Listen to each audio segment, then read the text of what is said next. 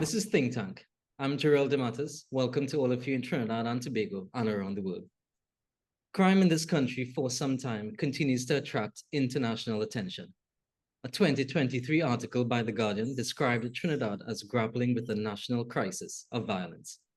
More recently, Tobago, which has been previously spared the ferocity of criminal activity, is beginning to experience a spike in crime.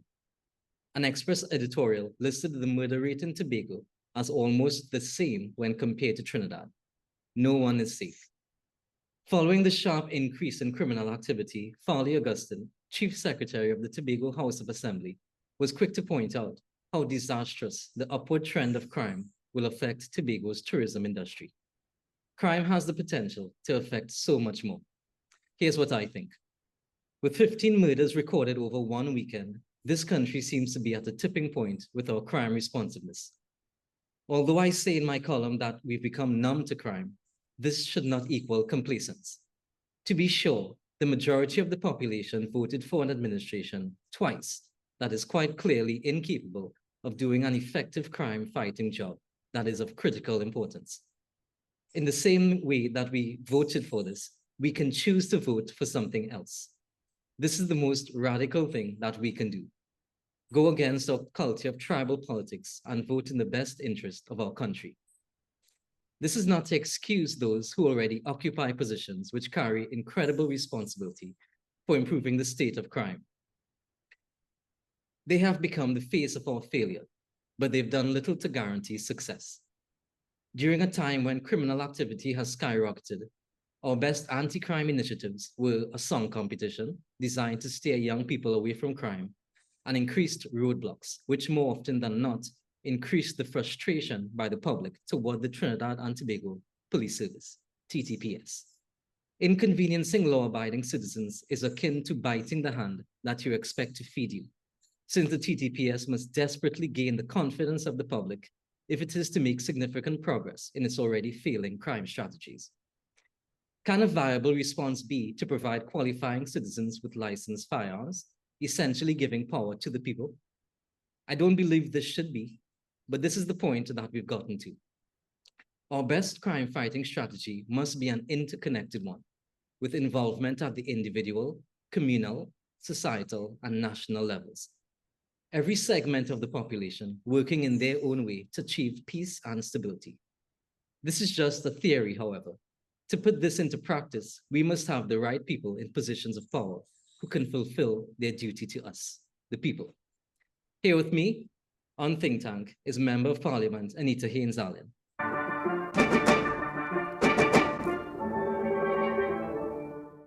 Should we, the people of Trinidad and Tobago, accept that the level of crime is beyond the capability of the TTPS?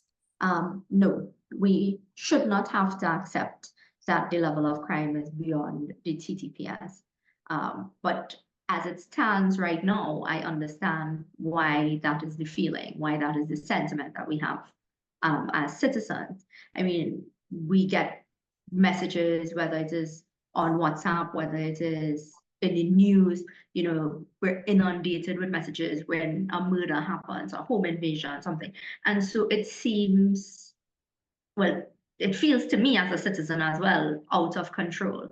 But the question as to whether or not the TTPS has the ability to get a hold of the crime situation, absolutely. Whether they are properly enabled to do so, I think is a different question, and one that we have to be very honest when answering that question. What are the real problems we're facing with the management of the TTPS? What are the solutions put forward? I mean, for me, I've always found that where you can limit political interference, you may find a better product. And if we are seeing increased political interference or the hand of politicians who have a different objective, or who may have a different objective, I should say, into what should be a very independent institution, you can find all sorts of problems being created, especially when it is at the top level. And so I think those are some of the things we need to consider. So the TTPS as a body made up of several hardworking men and women, persons who have put themselves forward to serve the country. And as it stands, overall, you're not seeing the results. And I don't think it is because they are incapable. I think that they are not properly enabled to do the job that they have right now. Yeah, absolutely. On that point about political involvement and perhaps overreach, and we can clearly point out the appointment of the police commissioner. But in addition to that, have you identified other areas of political involvement that should not be there? We are in a democratic electoral system, right? And so governments coming in will put forward what their crime policy is, their crime fighting policy is, what they'll do on national security. But there should be certain things that I think will lay above the political fray that ought not to be part of the conversation at all. For example, funding for the TTPS. That funding for the TTPS as part of our national budget. If we as legislators, policymakers, persons seeking to govern this country overall, can set the limits and be very aware that where we are placing our funding, we go through our financial books and we see where the money is being spent, and we make a careful audit and assessment as to whether or not we are getting value for money in certain places. And so you don't get things like CCTV cameras being a political football. You don't get things like bulletproof vests or types of vehicles or types of what we're required to operate, like basics of the operation of the Trinidad and Tobago Police Service as part of a political discourse. I think we'll be much better off as a country. There is data to support what is required by an effective policing service. There is sufficient enough data, I think, as well, for a localized response, and it's really to get the job done properly and effectively. And again, without a consideration of whether or not it will move the electorate left or right, but really would it solve the problems that we're facing within the TTPS as it pertains to crime fighting. What is happening at the local level then? Because clearly what is happening right now isn't working. So if you could put your finger on those specific aspects of where things are going wrong, what we're getting wrong. So over the years, right? What I have observed is that based on who we have as Commissioner of Police, who we have as Minister of National Security or whatever, we've had major shifts in the approaches to crime fighting. And if we understand what crime is, you'll understand that yes, there will be short-term, immediate interventions that you can do to alleviate the fears of your citizens, but your medium and long-term strategies must be given medium and long-term time to bear results. And so we've gone from a point where we had a model station initiative, which is that the police stations, everybody can take reports and whatnot, and you as a citizen can go into any police station. And then we moved to a boots on the ground approach in policing, which is the opposite of what we just had. And then, we've had in the years your Operation Anaconda, you've had your roadblock initiative, you have all sorts of different things, but nothing is being given any real time because you're facing a frustrated population, right? And so what I believe we ought to do is, one, ensure that we have a competent, a competent body that is instituted for the management of the police service, and that competent body is accountable to the people, and they account to the government, but they are not beholden to the government. And so therefore they are insulated in a way that we can see that we have the transparency, we have the accountability, and we can see effectiveness because they have some measure of insulation. And so that you are not pressured in the same way that those of us who exist in different spaces are pressured to react. And so that okay, this is our medium-term plan, this is our long-term plan, these are the short-term interventions we may take, but that you can effectively police in a way that will give us the long-term results that we desire, which is a safe nation, which is probably the exact opposite of what we're facing right now. And so our constant reactionary measures, I mean, our constant debates in Parliament about what type of legislation will be the solution, our constant, putting forward to the public this cure-all, panacea that this will be the solution. We have to get away from that because it's dishonest, and it adds to the frustration of the population. And so I think in the first instance, we need to find a way to insulate the top management of the TTPS away from having to be reactionary, and in a way that they can be effective but still be accountable. And that is possible. You just have to have the political will behind it.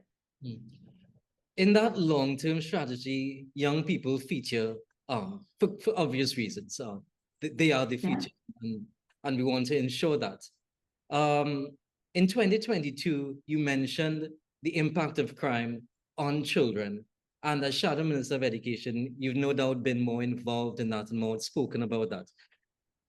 From 2022 to now, how has this gotten worse in terms of the criminal impact on children? And as Shadow Minister of Education, what are some of the strategies that you are involved in or would like to see implemented to treat with school violence? From 2022, outside of children who are victims of crime, I mean, this year alone, we've seen some truly gruesome acts of violence against children. And you have the children who are victims of crime. You have the children who exist within communities where crime is prevalent. So that is what their day-to-day reality is. And then we've had, especially escalating since 2022, the incidents of gun crimes occurring near or within the vicinity of school premises, so that it's reaching students who they may not be in the communities, they may not, but the exposure is there. And so we've seen the images of primary school children ducking under tables because of gunfire. We've seen schools having to be closed because a murder happened a stone's throw away. You've seen this exposure to violence. This is our youngest, because these in the two instances that I'm referring to primary school students. And then we've seen the increasing school violence and the severity of the school violence, and an absence in some instances of any kind of respect for authority, because I mean, people will argue that school violence has always existed at some level, and then I've heard arguments about social media and whatnot, but I can dismiss that outright, because I can tell you, when I was in school, if there was a fight, if a teacher approached, everybody will disperse, you would run. The fight did not continue. And then now we're seeing videos where teachers are starting to try to part the fight, and nothing is stopping these children, not the presence of teachers, security guards, etc. And so we must be honest that the level of school violence that we are facing has escalated to a very, very serious point. I have advocated for a number of things. I've advocated for our school social workers, that they be placed at a workable ratio within the school system, and so much better than what we have now. Our guidance counselors, and these two groups play different roles. I've had a lot of interaction with our school social workers who have been, really instrumental in my community, in the constituency of Tabaquite, because they can reach out to me about things that, or instances, things that they are seeing within the school system that may require help for the family, that as a member of parliament, I can try to work through the bureaucratic system that we have to get some sort of assistance to the family. And working together in partnership, we get some sort of relief, so that they can see they are aware of students who are, for example, distracted, underperforming, etc. And these may be as a result of things like unable to afford textbooks, unable to get a meal, or that, even things like because of the commute to work, parents have to drop them off 6 a.m. And so that, so that you find that there are different reasons why students are reacting within the school system the way they are. And so that we need to have more and greater and more school social workers who are empowered to do that kind of work of bridging the gap so that we can intervene before there is a problem. And then you have the guidance counselors who can treat with the students who are facing issues and require counseling, and that they are within the school system as well. And then you have students for 8 hours in a day. And let us revise the curriculum so that the curriculum confronts the modern problems that we're having, so that we're looking at things like conflict resolution from a primary school level.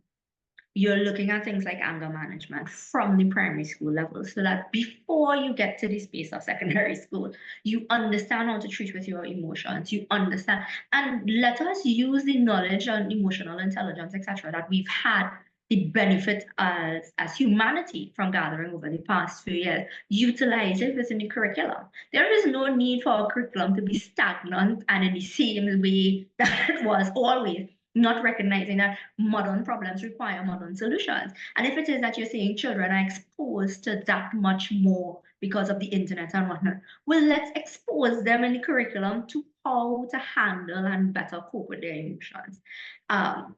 And there is also, in terms of the examinations, I'm starting at the primary school level and I'll get to the secondary school level as well, because the problem starts somewhere. And what we are doing right now is reacting to the problem when we can institute things to prevent the problem. And if you start at the primary school level, even if you start at the early childhood care level, because I've also advocated for psychometric testing as you enter the school system, so that we can identify learning disabilities, that we can identify things that require special assistance, that just maybe require a different teaching style, and that we are equipping our teaching service so that you can meet different teaching styles. That will go a long way, because a lot of the students who you think are difficult or underperforming, or it's just that they are not fitting into our very rigid school system. And if we create a more flexible school system, if we cater to more people, we will bring more people into the fold of national development. And if we see it as an investment in our society and our future Trinidad and Tobago, we will not hesitate to spend upfront instead of spending a $5 billion+ budget at the end on national security. We spend it upfront, and we're better off as a society. And so I've advocated for that, as well as when you get to the SEA portion of it now. I recently had to comment on SEA results where we've seen a decline over the past year. Certainly, the pandemic played a role, but the decline was starting before that, and it was exacerbated and it has continued. And yes, there are debates around the SEA exam and what the placements are, and that's a different conversation, on education policy by itself. But given the exam is what it is right now, we've seen an increasing move to place students who scored below 30%, which means that they haven't passed the exam. They have not demonstrated the level of competency required to productively participate in a secondary school education, to place the majority of them in 1 or 2 or 3 schools, different parts of the country. And it is no coincidence that those schools are the schools we are seeing with increased levels of violence.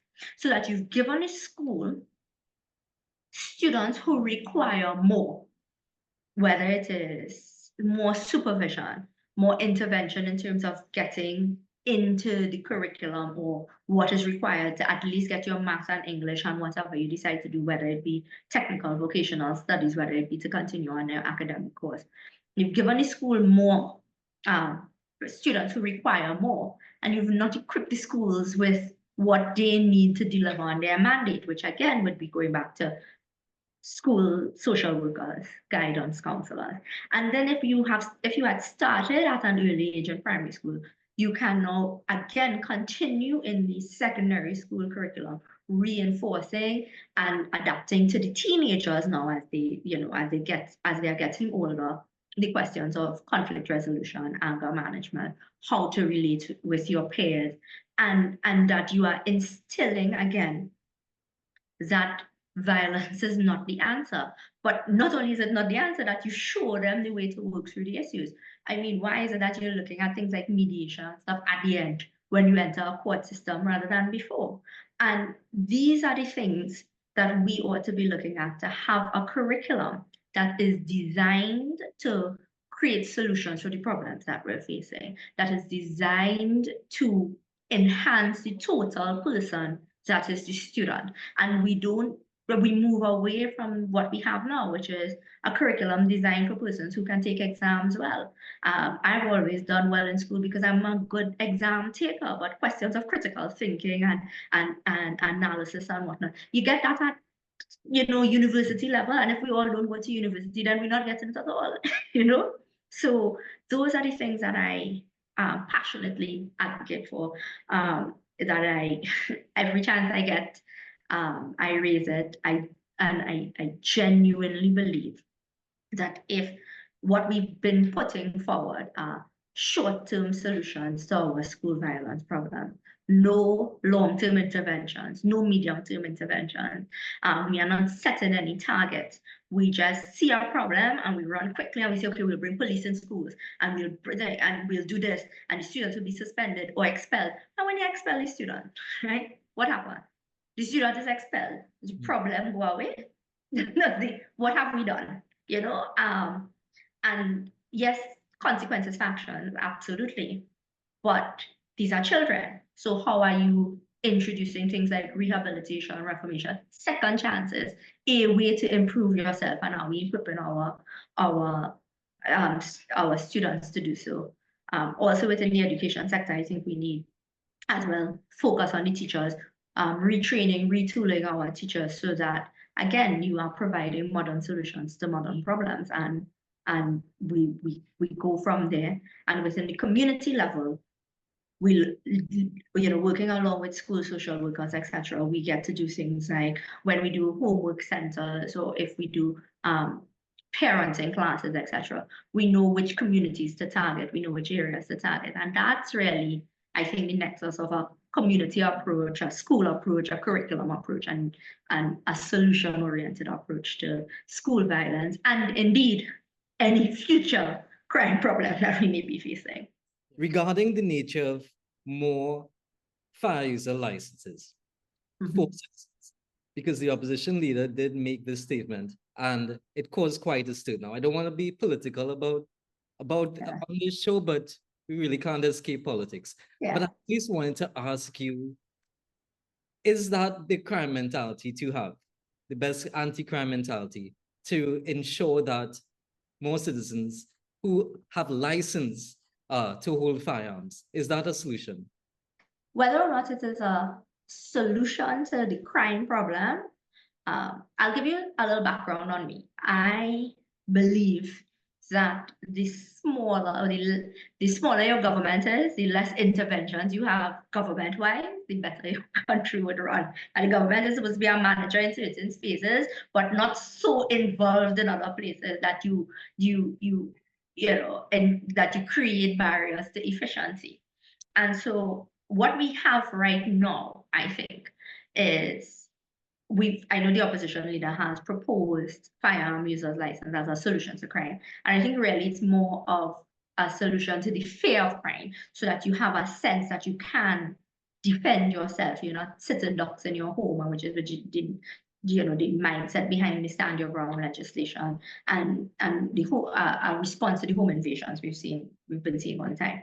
But going away from that briefly, what we have right now is a firearm license scenario the process is not transparent. The process does not appear to be equitable. So if we said there's a system for you and I as citizens, where if we meet certain criteria, that you are of sound mind, that you can demonstrate competency with the firearm, that you can pass certain psychometric testing, that you have no criminal record, that you go through the process and you have your recommenders and you have persons who can vouch for you that you are upstanding member of society and you would not abuse the privilege of having a firearm.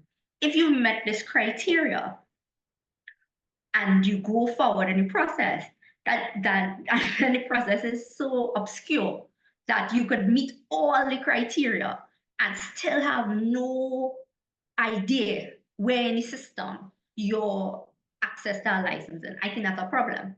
That's a major problem. I think where by and large, when persons who have applied for their firearms, when they are articulating this issue, and yet they're articulating it as a response to crime, but it's also a question of accountability. There is a process for you to get a license, to become a licensed firearm holder. And then that process seems to be corrupt. I mean, we end up in a cycle that it's inequitable, and I think citizens must all any process that we have in place, all citizens must be able to access it in an equitable fashion. And if you meet the criteria, one person ought not to be judge, jury, and executioner and decide based on a whim and a fancy whether or not you can hold, whether or not you can have access to a license. And so therefore, in the first instance, I would say clarify and properly codify the requirements to access a firearm user's license. Once you've met that criteria, there is no personality determination, no who you know determination as to whether or not you can access the firearm. Whether or not I think that is a solution to crime, I don't believe it, but I do believe people will feel more secure within their homes. And the state has decided that private citizens can't hold firearms, and therefore, once the state has decided that, make the system equitable and make it transparent so that persons who are desiring of accessing that license can. And I think that's where we have to go with firearm user license.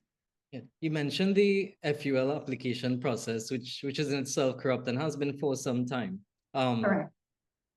Have you been involved in any debate on the firearm amendment bill? Because that has been problematic. Have you had any involvement in that, or what are some of the things that you're close to that you're hearing about the bill and some things in urgent need of addressing?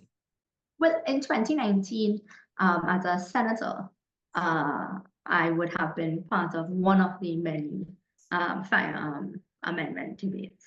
And I said then, and I'll say again, I have a real problem with how these debates are framed. They are all framed as a solution to our crime problem, whether it be firearm amendment, whether it be bail amendment, whatever, right? Whatever legislation. And so we utilize the emotions that citizens have, and we try to push through our legislative policy. And this government has a policy that seeks to limit access to legal firearms. And they've sought to make an argument that legal firearms are our crime problem, which is a crime problem of illegal firearms, which nobody's disputing. There are so few crimes committed with legal firearms that they don't even factor into the conversation. But the government has sought to correlate a gun crime problem, which is based in illegal firearms, and target their solution around permits and fines for legal firearms in some instances. And I find that to be dishonest, a dishonest approach. I find it to be an approach that plays on our emotions as citizens. Are we fearful? Yes. Are we in need of seeing that things are done? Absolutely. Are these interventions the things that need to be done? Definitely not. And so at one of the firearm amendments debates, it dealt with the license itself. whether you misplace your booklet, whether it was, you know, the cost of having the license, which has increased. The cost of renewing the license has also increased. The fines, and so that we're imposing fines on a limited number of people because you've deliberately limited the number of people who have access to these firearm user license. And you've ignored completely your inability to deal with the illegal gun problem, which is the only gun problem we have. We do not have a legal gun problem, a legal firearm user, you know, and a correlation to crime. We do not see legal firearms being used in crime. So, we don't see those things in the same at the same rate that we see this massive prevalence of, in some cases, high-powered weapons.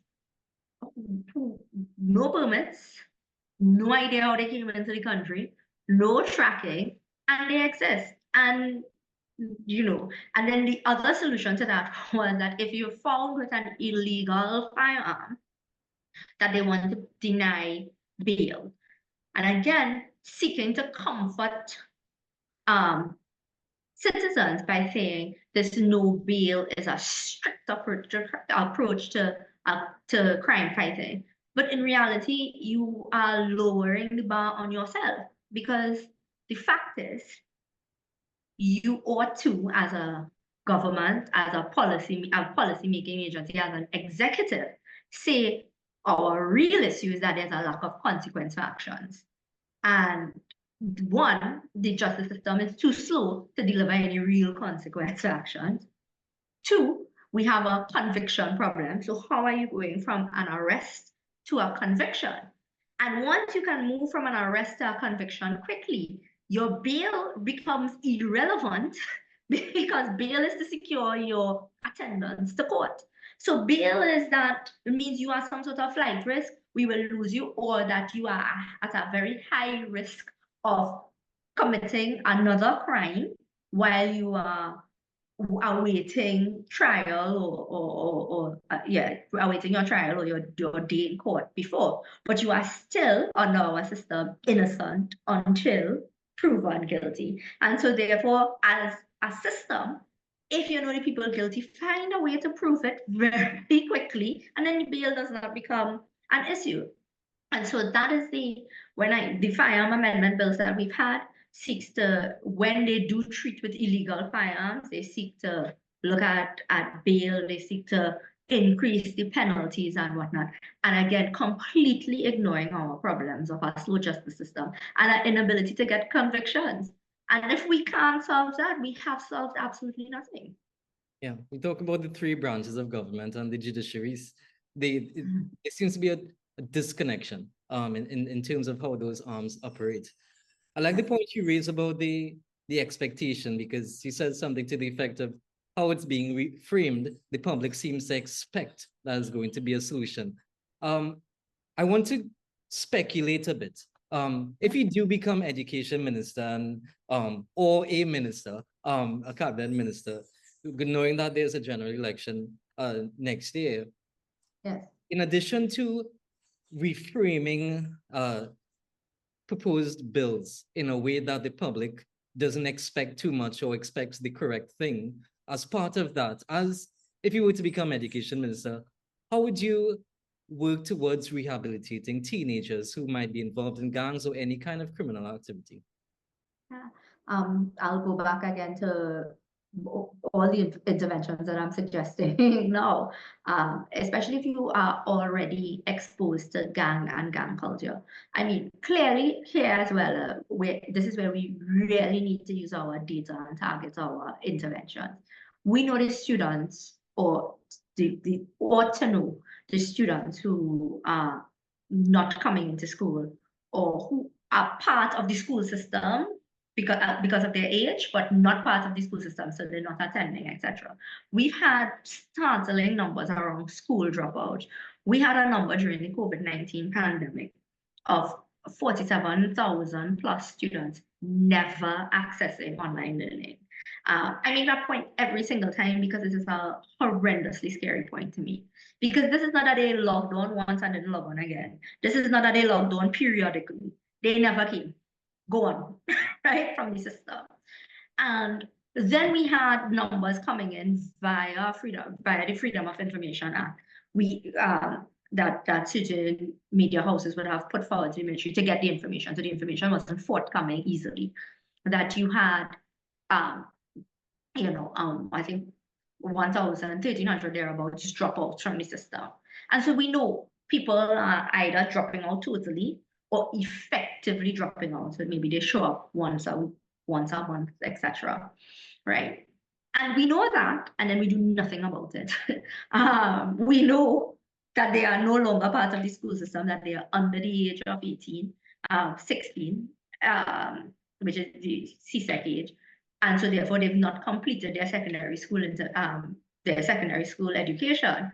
And so they're supposed to be part of the school system, and they're not part of the school system. And we pretend they don't exist until something else happens.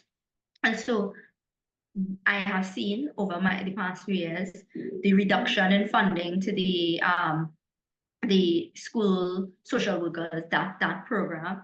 We've seen a reduction in terms of the spend behind the guidance counselors. I've seen for me, if I were to become education minister, one of the key things that I would do is utilize our GATE program right now and our bursary program as it exists now to incentivize persons to go into these fields, so that if you are going into a field that allows you to work in as a school social worker, as a guidance counselor, as a counselor in general that treats with young people, or in terms of special education, special educators, in terms of how do you treat with students who have learning challenges, whether it be ADHD, dyslexia, etc. Incentivize people to go into this program so that either whether it is a bursary or whatnot, part of how you pay back into the system and keep the system going is that you come into work into the school system after completing your graduate and your postgraduate and degrees, and so you utilize programs that we have now to incentivize persons in fields that they may not be going into right now, and treat with students, young people, as a total person, get them back into the system, show them that education is an opportunity. I mean, right now, with the state of Trinidad and Tobago, the job market, all of the issues that we're facing, young people do not feel as if education is an opportunity for a better life. I think they see a lot of very educated people are unemployed and say, well, I don't want that for myself. And so we really do have to go through the system and make education and a desirable space to be in again, and to show how it will improve your life overall. And it requires, like I said, utilizing the data that we do have and not pretending that the problems do not exist, but confronting it and targeting our solutions.